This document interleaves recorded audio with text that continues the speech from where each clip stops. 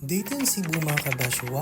In today's video, we're gonna explore Metro Cebu. Since we're not familiarized pa sa rota sa mga jeep, so nag-decide na mag-backline na lang mga kabasyo. The best thing to do here if new ka sa Cebu is mag-taxi ka. Kaya since taxi is very expensive, sa among ibuhat is mag-walk for the cause ang drama.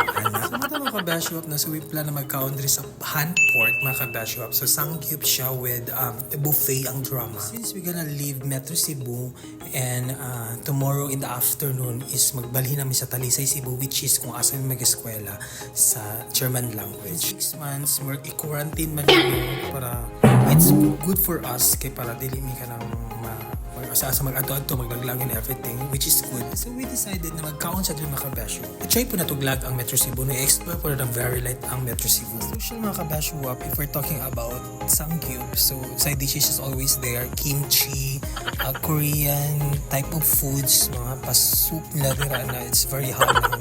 And I really love to eat sangyup, no? Pero I do not know sa mga pangalan ani mga kanang rice na bilog-bilog diha o unsa pa diha, basta ko na ilan kimchi lang yung mga kabasyo so wa pagka-char. Ilang place mga kabasyo is very nice, very clean, so wa pagka-char. And then lahi po ilang pa-effect diri silang pasugba diri na side mga kabasyo. Usually ato makita ni sa katong frying pan something diri kay murag siya kanang ceramic and isa na siya kinabutan siya tubig dahil sa tunga nga na ang jaman lang mga kabasyo.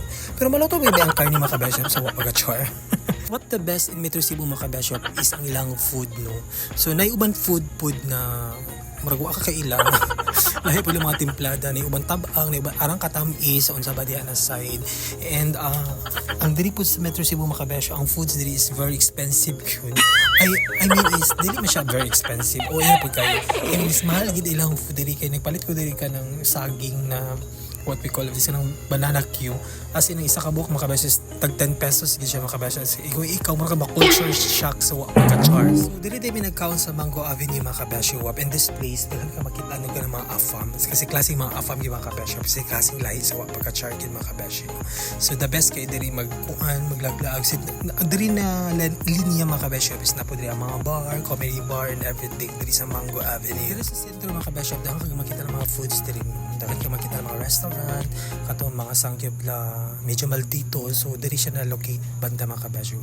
So dito may katry ito mga kabasyo kaya aside na puno naman siya dito na side, so nag-decide mi na mangita big another na sangyup na pwede kaunan mga kabasyo. So pauli namin ani mga kabasyo no? So we plan na magsakay lang yung taxi mga kabasyo kaya mong i-backline siguro ganina ay guys sa kapitol pa dalawang 3 de Mayo ingana kalayo kaya explosive lagi ang drama. Ang ending agig taga Merese. So ang ending mga kabasyo nagtaxi na may pauli mga kabasyo no? Kaya ang pamaol mga kabasyo dili yung mabangbang sa pagka-char o diri sa sentro mga kabasyo na diri tanang laagat yung kabalay katanan sa shortcut, no? As in duo ra gid kay siya kung but isipon. So mga kabasyo no, so naabot kami diri sa Lading House na among giabangan and lakas makasosyal lang among giabangan din mga kabasyo na aside na cheap lang ang rent sa room na sila yung mga pa-elevator din na side, o diba? So nakaabot kami sa promo mga kabasyo. So for the go gets swak sa budget so pagka-char. Decide mo mga kabasyo dili lang mag-abang mga kabasyo kay since duo lang po na among meet upan diri sa uban na mo na mga kauban from different places and walking distance lang po ang amo ang adtuan na eskwelahan which is kung asa may magkita tanan. Di po ka mahayo ng place mga kabasyo no? Kaya ang kwarto is nanay siya sariling TV with aircon na siya, then